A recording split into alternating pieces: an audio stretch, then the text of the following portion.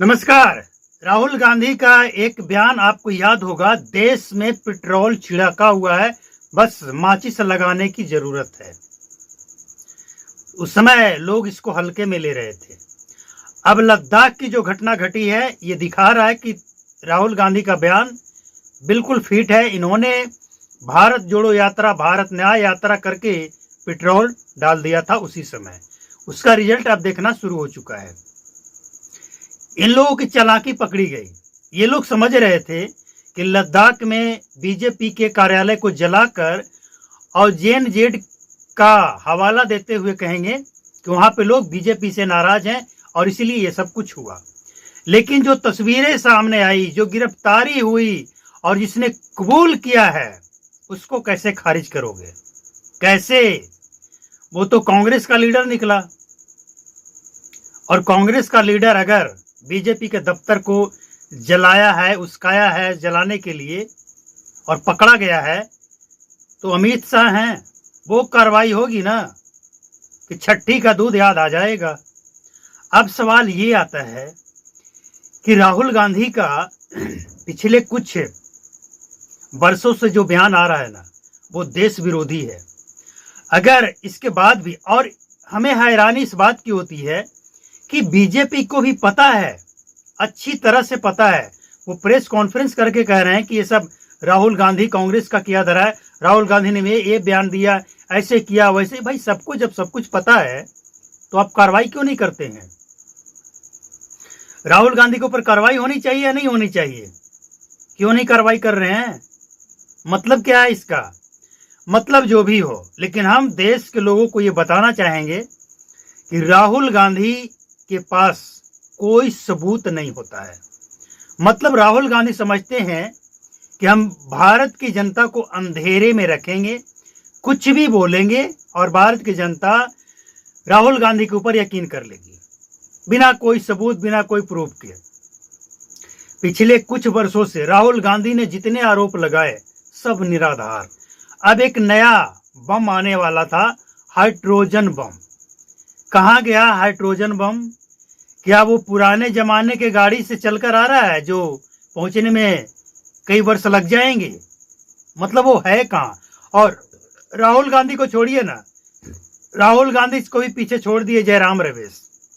ये तो कह रहे हैं कि सिर्फ हाइड्रोजन नहीं, और हाइड्रोजन का एगो बम नहीं है, एक बम नहीं है भैया, ये पौआ आधा पौआ, ये पाकिस्तान वाली भाषा, पौआ आधा पौआ का भी बम है राहुल गांधी के पास।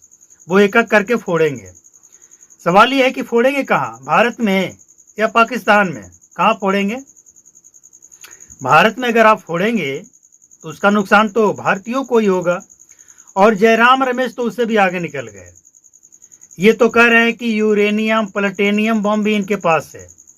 तो भाई जब सब है, ये है, सबूत भी आपके पास है, कोर्ट जाइए, पूरा देश आपके साथ हो जाएगा। अगर राहुल गांधी जितना आरोप लगाए हैं ना, अगर एक भी आरोप उनका सही साबित हो जाता प्रूफ के साथ, तो हम समझते हैं कि आधा नहीं 90% लोग राहुल गांधी के साथ खड़े हो जाते कि ये 10 सालों का सरकार भ्रष्ट सरकार है। लेकिन जमीन बेच दिया, संपत्ति दे दिया, और ये राफेल में घोटाला हुआ, और क्या क्या जो आरोप लगाया गया, हर आरोप में कोर्ट की तरफ से थप्पड़ लगा है। राहुल गांधी को हर जगह से थप्पड़ लगा है। चाइना को जमीन दे दिया, कोर्ट ने लतिया दिया। कहाँ, किसको दे दिया, कहाँ से सबूत, कहाँ है सबूत दिखाओ। तो इनकी आदत है भैया, इनकी आदत जाएगी भी नहीं। कुछ लोगों की आदत होती है चोरी करने की, और जब तक वो चोरी करेगा नहीं ना, उसको खाना हजम नहीं होगा।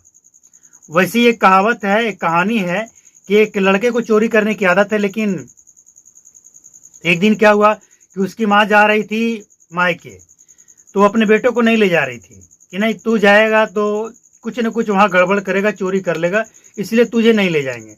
फिर लड़का ने वादा किया कि नहीं हम कोई चोरी नहीं करेंगे। दीपावली का टाइम था, जब वहाँ गया वो लड़का, तो वादा तो किया था कि चोरी नहीं करेंगे, कुछ नहीं किया। लेकिन दीपावली का टाइम था, एक दिया उठा कर ले आया। मतलब आदतन जो मजबूर होता है ना, वो कुछ न कुछ हरकत करता है। फिर जब उसकी माँ पूछी कि वाकई तू इतना सुधर कैसे गया, तो उन्होंने बताया कि नहीं, हम सुधरे कहाँ हैं, आदत से मजबूर हैं, कुछ नहीं किए, लेकिन एक दिया हम चुरा कर लेकर चले आए। तो वैसे ही राहुल गांधी की आदत है झूठ बोलने की। हमेशा, चाहे वो पार्लियामेंट में हो, पार्लियामेंट से बाहर हो, उनके जितने भी अब तक आप स्टेटमेंट सुनेंगे ना, बड़े बड़े स्टेटमेंट, आरोप मोदी के ऊपर, सरकार के ऊपर, सब बिना कोई गवाह, बिना कोई सबूत, बिना कोई प्रूफ का, कोई मतलब ही नहीं उसका, सब फालतू बकवास और कुछ नहीं। और इसी चक्कर में वो कई बार कोर्ट के चक्कर लगाते फिरते हैं और कोर्ट से उनको झटका पे झटका, झटके पे झटका और लतियाया जाता है, फटकारा भी जाता है। तो ऐसे राहुल गांधी को देश के लोग समझ गए हैं और आने वाले टाइम में जवाब भी देंगे। ओबीसी, ईबीसी, दलित पिछड़ा खूब कर रहे हैं। अगर इतना ही आपको फिक्र है तो आपकी जहां सरकार है वहां पे बिल्कुल पिछड़ा समाज के लोगों को मुख्यमंत्री बना दीजिए और पिछड़ा समाज के ही लोगों को विधायक बना दीजिए। किसी ने रोका है? वहां कुछ जरूरत है, किसी चीज की जरूरत है, आपके अपने हाथ में है, ये तो आप काम कर सकते हैं, लेकिन ये नहीं करेंगे। आवाज उठाएंगे, सवाल उठाएंगे और जब जवाब मांगा जाएगा, प्रूफ मांगा जाएगा, सबूत मांगा जाएगा, तो विदेश भाग जाएंगे। भारत का कोई भी इवेंट होता है ना, नेशनल इवेंट, उसमें हिस्सा नहीं लेंगे, उस पर सवाल उठाएंगे, हिस्सा नहीं लेंगे। ऐसे लोगों को प्रधानमंत्री बनाएंगे आप? चमचों से मेरा सवाल है, ऐसे लोगों को प्रधानमंत्री बनाएंगे आप? ऐसे लोगों को प्रधानमंत्री बनाने से देश सुधर जाएगा? अरे कभी नहीं। और हम तो एक बात साफ कहते हैं कि गधे को चाहे जितना भी घोड़ा बनाने का प्रयास करो, गधा हमेशा गधा ही रहेगा, वो घोड़ा बन ही नहीं सकता है भैया। प्रयास तो कर ही रहे हो, करते रहो, लगे रहो, शायद कभी सफलता मिल जाए, शायद, देखते हैं। अब एक बात और यहाँ पे खड़ा होता है, राहुल गांधी इस उम्मीद में है कि कभी न कभी ये व्यवस्था बदलेगी। राहुल गांधी का एक स्टेटमेंट है, आपने सुना होगा, ये व्यवस्था बदलेगी, और जब ये व्यवस्था बदलेगी ना, कार्रवाई होगी, और वो कार्रवाई होगी कि लोग सोच भी नहीं सकते हैं। ये धमकी किसको दिया जा रहा है? किससे धमकी दे रहे हैं? नेता को या जनता को? किसे? स्पष्ट कर दीजिए। कारण है ना कि आपके ऊपर लोगों का भरोसा नहीं है। ये वो बंदा है जो पाकिस्तान के साथ खड़ा होता है, ये वो बंदा है जिसका बयान पाकिस्तान पसंद करता है, भारत में नहीं, पाकिस्तान में, दुश्मन देश।